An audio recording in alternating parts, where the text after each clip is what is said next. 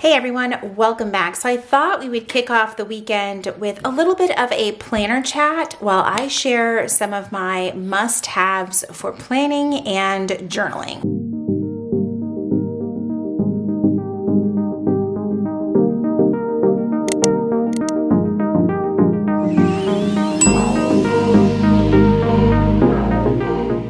Welcome back everyone. My name is Julie. Over here I share everything about planning, productivity, journal, and just getting creative with putting your thoughts onto paper. So today I wanted to talk about my 5 top favorite tools. If you were really just starting today with your planning and your journaling journey, then these are the 5 things that I think you need to have in your arsenal of tools that will help you get started. And as always, before we jump in, go ahead and make sure that you are subscribed. And if you are already subscribed, make sure that you click that notification bell. It is the best way to find out when I post new content over here on YouTube.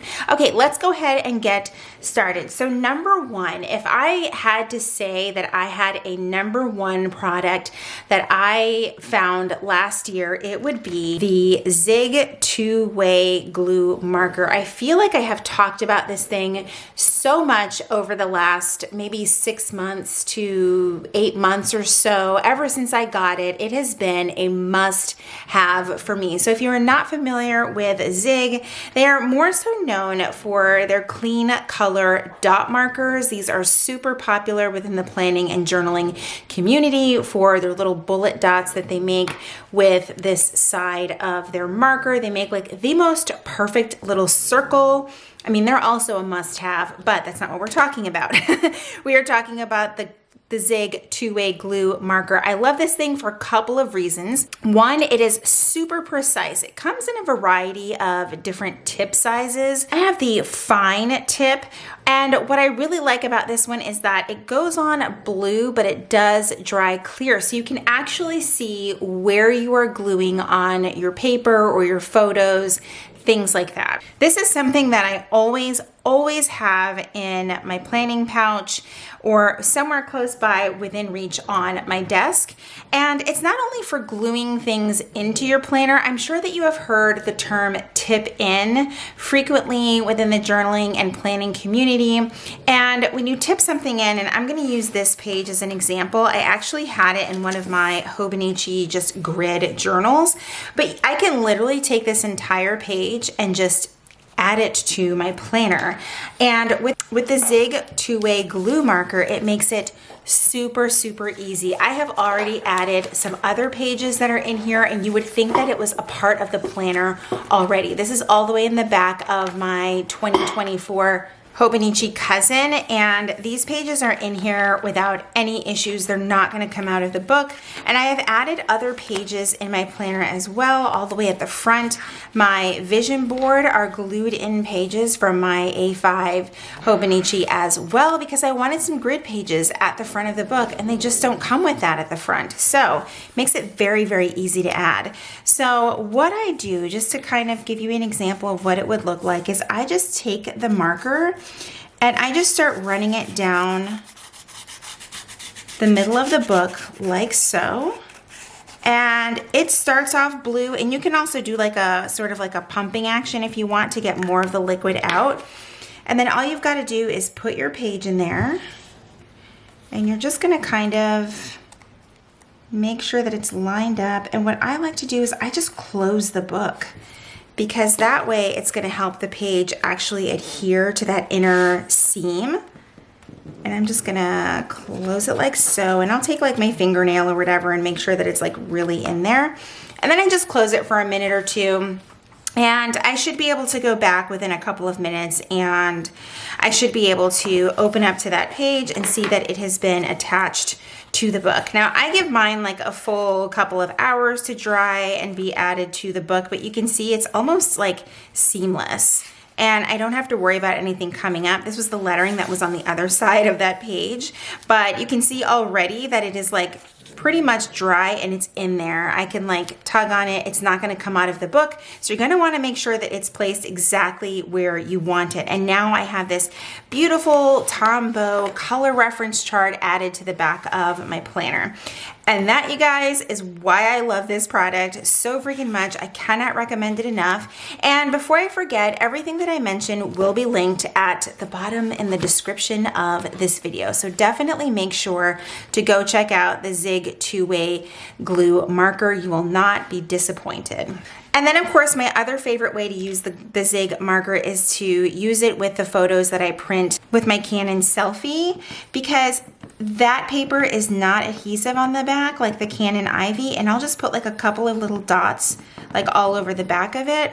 That's a couple extra dots, but you'll see that it's blue and it'll start to change color. But I can just add this to my journaling page with no issues whatsoever. And I'm just going to kind of put it here because I still have to journal for today and I haven't done that, but I absolutely love this picture from a local bakery that we went to and coffee shop, and it was a really cute photo, and I thought that'd be really nice to add to a journaling page one day. So I've got a couple of more photos to add to my journal that I just kind of keep in a stack. When I'm ready to glue them in, I just break out the glue marker.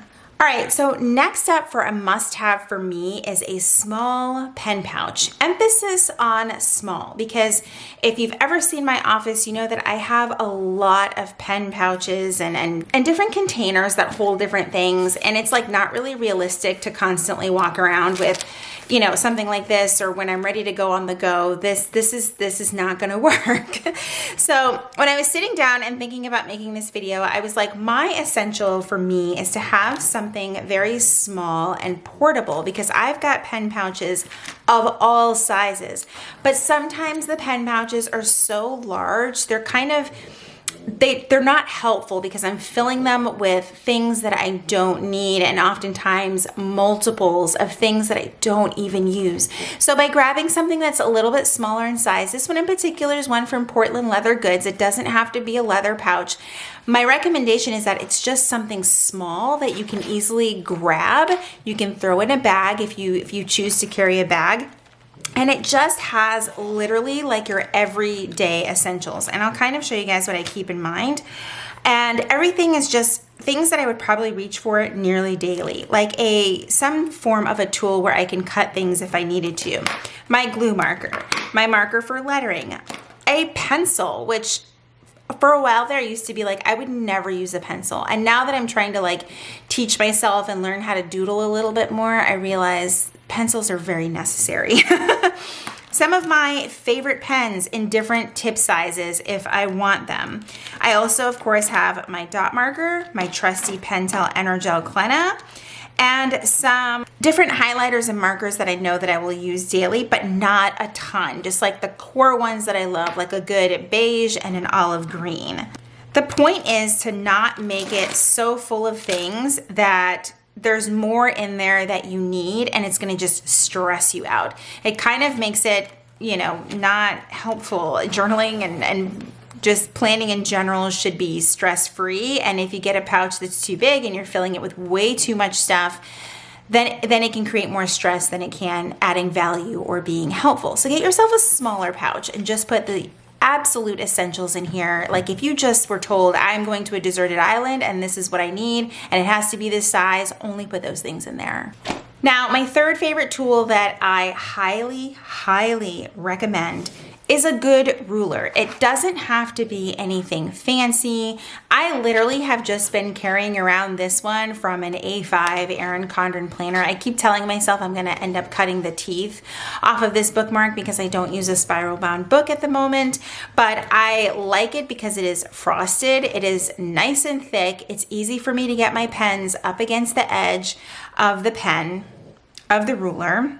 But my second close option is this one that I found over at Jet Pens. I forget the exact name of it, but I will try to find a link for you guys. And I like this because it is small enough to fit in a pen pouch, but it also becomes long enough that I can use it in other planners. And why do you need a ruler? Drawing boxes, drawing lines, things like that. If you're someone like me where it doesn't matter if there's grid on the paper, you can't even draw a straight line. Hello, you need a ruler. If you're wanting to take measurements of something before you go ordering something and you're like, I'm not even sure what A5 means, what do those measurements mean? Now you can pull out a little ruler and get an idea if a cover that you're looking at is going to fit your book appropriately, if a sticker that you're purchasing is way too big and more than what you need or way too small. Most websites have measurements of what their products are, and this will help give you that sort of visual idea of what you are thinking of purchasing. My next favorite, and something I think that you need to have in your planning and journaling tools, is a good white pen. Now, most of us choose to write and letter in black, but I think it really helps to have a good gel white pen for doing different types of lettering, adding different types of accents to your pages if you so wish. And my favorite right now is the Jelly Roll 08. You can grab these just about anywhere. I actually was down to just one and it was almost out of ink, so I just grabbed a pack of 3 from Amazon. It writes really well over marker. Do make sure that your marker has fully dried where you're writing over it. Otherwise, it's going to seem like it's not writing well. And it's not the pen, it's the fact that the surface that you're writing on is still wet and hasn't been given enough time to dry. But the Jelly Roll in 08, I know there's a couple of other sizes that are really popular out there, but this one just works with the type of writing style that I have. But definitely recommend having a white pen in your pen pouch. And the profile of this pen is nice and slim, so if you are carrying around a nice small pen pouch, it's going to fit just fine without any issues. Now, I briefly touched on this marker earlier. I actually always have a Zig color dot marker with me, and my 2 favorites are the black and the platinum. I believe you can purchase these individually over on JetPens. Not so sure about Amazon, but I will look over there. These are absolutely phenomenal for list making in your planning and also just getting decorative in your journals, because you can make a variety of different size dots in your books and just get super creative. They do come in a variety of colors. However, I just personally prefer having the black and the gray with me at all times because those are the ones that I use the most. So I have stopped buying all of the new colors that they may have out there. They do also have a more softer palette that has like your beige colors, more of like a peach color, things like that. But again, I just stick to what I know I'll use pretty much every day. So I just have a black and a platinum or gray with me all the time. Definitely recommend checking these out. They also are dual tipped. So on the other side, they do have a fine tip if you actually want to write with them. It's in 0.55.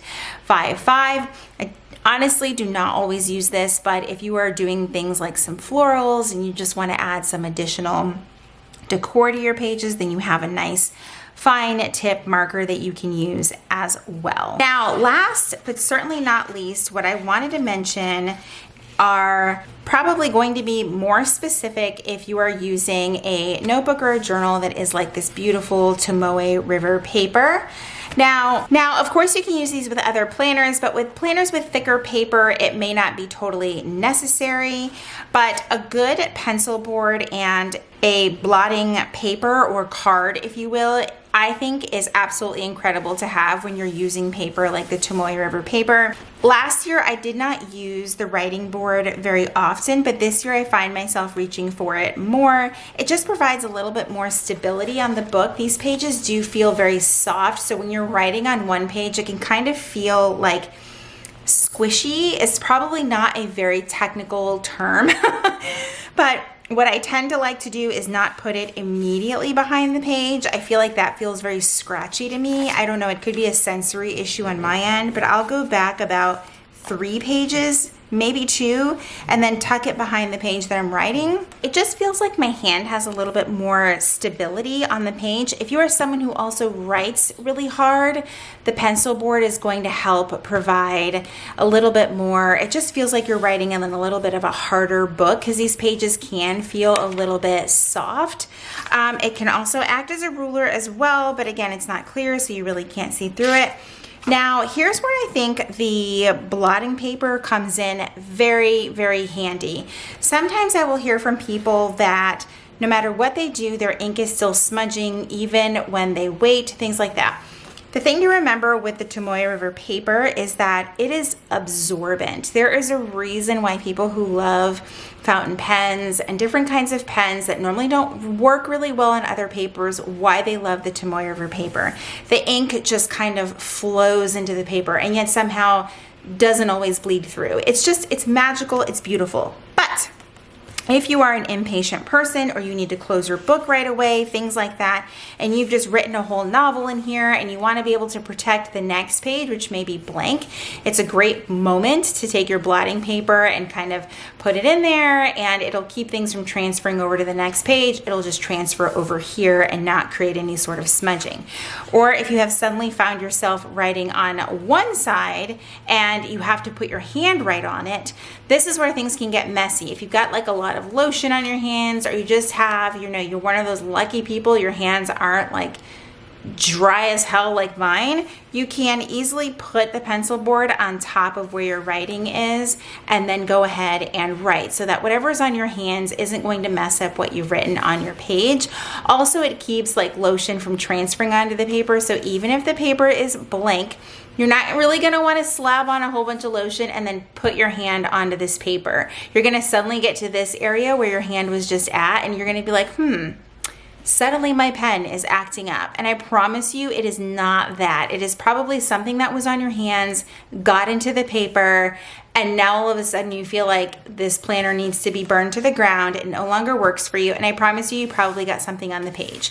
So I do recommend these. They come in like massive packs. You really only ever need one. I lost the last one that I had. It was so well loved. I also sometimes will use it to like warm up my pen. I'm just like, oh my God, like this pen is suddenly not working or it's skipping, and I'll write really quick on the blotting paper and it'll just like get the ink flowing and things like that. Also, when I'm not 100% sure of what ink is in my fountain pens, I will sometimes scribble on here and be like, oh yeah, that's what's in there, without having to do it directly in my journal. So I really do think that these two things are very handy. And a quick honorable mention for a favorite of mine are these little adhesive pockets. Now, you can get adhesive pockets from anywhere. I literally just took the one that came with my Hobonichi Weeks and added it in here because I wanted a place for my pencil board and my blotting paper to live so that they could stay with my book forever and ever. And I just kind of lined it up to make sure that they actually fit and my book would close okay. I also just keep like whatever monthly stickers I'm using so that as the month is progressing, if I need to add anything to my month view, then I can do that, and it closes just fine, and I always have these items with me. You'll notice that the pencil board for the Hobonichi does have a little today marker situation there, so you can also use it as your bookmark. I just choose not to do that because I have little tabs already on my planner for me. And the second honorable mention that I cannot recommend enough is this bottle of Undo. Sometimes removing, and I don't have enough stickers in my book to remove anything right now, but sometimes removing stickers from specifically paper like Tomoe River paper, or say you have purchased something from a shop that doesn't have repositionable stickers, or that's just not the type of sticker paper that they use and you need to move it. This is gonna be your best friend, specifically the one with the yellow label. I can't emphasize this enough. If you get the one with the green label, it's going to leave behind an oily residue, but the Undo with the yellow label will not leave behind any sort of oily residue on your paper. It's going to remove whatever you want to remove, and if it does leave behind any adhesive on the paper, you can kind of just like take your finger and kind of swirl it around and it'll kind of pick up any of the residue left behind. It removes 100% of any adhesive residue on paper. I can't recommend this enough. I haven't needed it quite as much lately because I've been using less stickers or just, not moving things around quite as often, but we always keep this around, and it's even great just for other things around the house, not just planning. So it's definitely multi-purpose. All right, guys, I hope that you enjoyed this quick video going over some of the things that I think are just very essential tools if you are jumping into a new planner this year or a new journal and you're just like, I just need almost like a starter kit, if you will. Then this this is it. These are the things that I would start with. I hope you enjoyed today's video. If you did, please be sure to give it a thumbs up. Subscribe if you haven't already, and if you've already subscribed, make sure you click that notification bell so that you know when my videos are posted here on YouTube. As always, thank you guys so much for hanging out with me, and I will see you in my next video. Bye, everyone.